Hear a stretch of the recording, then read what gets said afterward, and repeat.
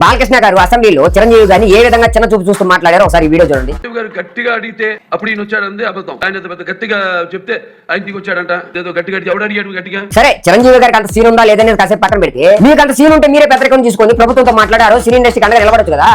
లేకపోతే నిజమే మీకు అంత సీనే ఉంటే మీ సినిమా రేట్ల పెంపు కోసం పెరినాని గారికి ఫోన్ చేసి నాకు జగన్ రెడ్డి గారితో అపాయింట్మెంట్ కావాలని ఎందుకు అడిగారు? ఈ రోజు పెరినాని గారు వాళ్ళ అమ్మ నాన్న మీద ఉంటే చెప్తా ఉన్నాడు కదా, నాకు ఫోన్ చేసి జగన్ రెడ్డి గారు అపాయింట్మెంట్ అడిగారు, ఆయన అపాయింట్మెంట్ ఇవ్వలేదని.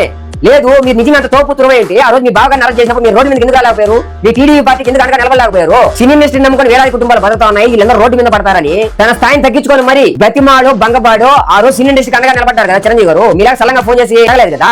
అందరూ మీకు మెంటల్ సర్టిఫికేట్ ఉంది, మీకు మెంటల్ సర్టిఫికేట్ ఉందంటే నేను ఏదో అనుకున్నా. అసెంబ్లీలో మీ ప్రభుత్వం చూసినాక నమ్మాల్సి వస్తుంది సార్. మీకు మెంటల్ సర్టిఫికేట్ ఉందో లేదో మాకు అనవసరం.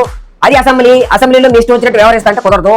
ఏ అసెంబ్లీలో అయితే మా చిరంజీవి గారిని చిన్న చూపు చూస్తూ మాట్లాడారో అదే అసెంబ్లీలో బహిరంగంగా క్షమాపణ చెప్పాలని ఈ సందర్భంగా ఎమ్మెల్యే బాలకృష్ణ గారికి హెచ్చరిస్తా ఉన్నాం.